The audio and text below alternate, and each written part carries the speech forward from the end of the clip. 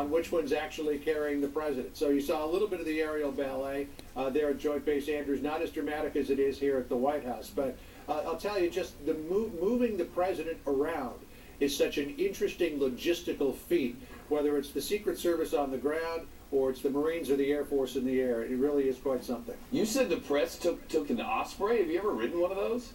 I have not ridden on an Osprey. That's not fair. You know, I covered the presidency for 7 years back in 1999 to 2006. Flew on just about everything else besides an Osprey, but I'm sure, Shep, one of these days I will get the opportunity. Who was on there today? You said the press was on it.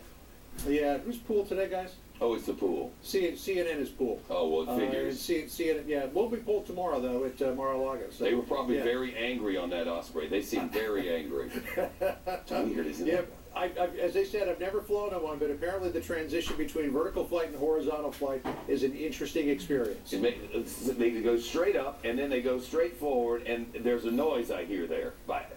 Yeah, I mean, the guys here, Ed and Christian have been on them. What's the transition Christian's like, been everywhere. Christian's a photographer at the White House. Almost like a cat shot on it. They say that the transition between vertical flight and horizontal is almost like a cat shot off an aircraft carrier. Wow. That it really jumps forward in that transition. Well, that I've done. If it's anything like that, it's an experience. Your stomach stays just a little bit behind you. Exactly, where it's supposed to be. As long as it's not coming out the front, you're okay. The reason we are chatting nonsensically, which I'm not sure how, well, you know what I mean, is that we're waiting for the president and the prime minister to come up, to get off the helicopter here and transition to Air Force One, which it often is a very quick process. And you know, who knows? Maybe they're in there having tea and chatting it up. They can if they want to. Maybe a little Suntory whiskey, although the president doesn't drink, does he? One thing we should mention, too, that the stay at Mar-a-Lago had some controversy attached to it because that's a private facility and it's a club, and Shinzo Abe and his wife are going to be staying there, and people wanted to know who was going to pay for it. Apparently this is a personal gift from President Trump to the Abe, so that's how we know that it's being paid for. That's interesting. Are Ivanka and Jared going to be there? Do we know? I do not know. They were at the press conference earlier, but I think they are staying here in D.C. I believe that Melania and Barron will be going down to meet with the president. And Prime Minister Abe's wife as well, it's my understanding, right? That's correct. And you know, this is really interesting too, Shep, because foreign leaders do not often ride on Air Force One. So I don't want to say that this is unique, but it's a rare opportunity for the Prime Minister of Japan to be riding on Air Force One. He got some interesting questions today. Blake Berman from the Fox Business Network asked him about dismissal from TPP or abandoning the Trans-Pacific Partnership. It didn't sound like it was a question he kind of dodged largely, the Japanese Prime Minister. But I'm guessing that'll be a touchy one.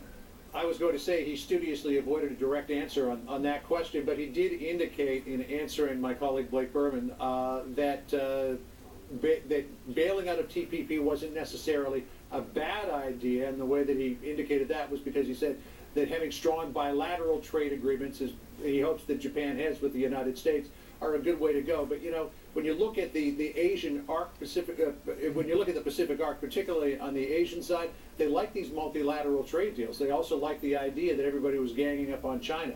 So I think what he said publicly may not be the private sentiments that he actually has, but you know, when you're standing there with the President of the United States, and unless you're Hugh Grant and Billy Bob Thornton is the president, you don't want to check him off. Yeah. John, I hope you get a weekend out of this deal. Yeah, I'd rather be going down to Mar-a-Lago, though, with my wife and family and hanging out down there. That'd be a lot of fun, but... Just let him know. He'll be watching in a few minutes once he gets on the plane. Just mention it in your next live shot. Who knows what will happen. Yeah, they don't have the big screen that they have in Trump Force One on that plane, but they do have plenty of television, so there's plenty of opportunity for him to watch what's going on, too. Well, that's comforting. John Roberts, you're the man. Have a great weekend. Let's turn to Chris Wallace, Fox News Sunday, who works weekends because he does. Chris, as the president takes off with his guests and they head down to Mar-a-Lago, this matter of General Flynn is not one that's going away, and it's not partisan now because they're leaders from Congress on the left and the right, from the Republicans and the Democrats. What is this? Help explain to me why it would be such a big deal if these discussions happened prior to inauguration. Well, it is a big deal. Remember, the whole question of sanctions on Russia, Shep, started because of the fact that the Russians, according to President Obama and according to the entire intelligence community, were deeply involved in trying to hack and disrupt our election. And as a result, in response to that, after the election, President Obama in mid to late December said that he was going to announce sanctions against Russia as punishment.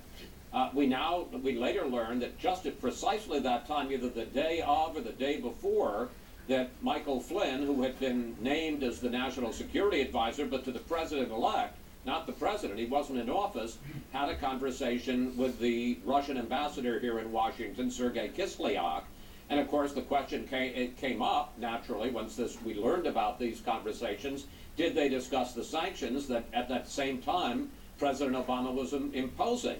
And Michael Flynn repeatedly said that no, that had never come up in the conversations. And then last month, in a conversation with Vice President Pence on Fox News Sunday, we asked him about it, and he said, in clearly relying on Flynn, because he wasn't part of the conversation, that no, it never came up, which was always a little bit curious why it wouldn't have come up at the time that the new sanctions were being imposed.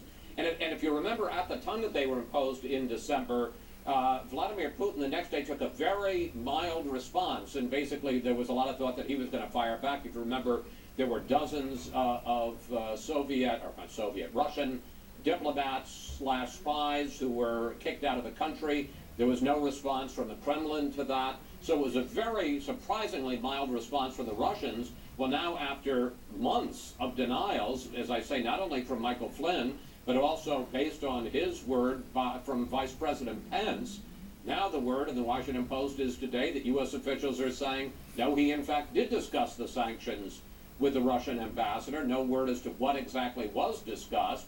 And when Flynn was asked the day before, 2 days ago, he said, no, I didn't discuss it.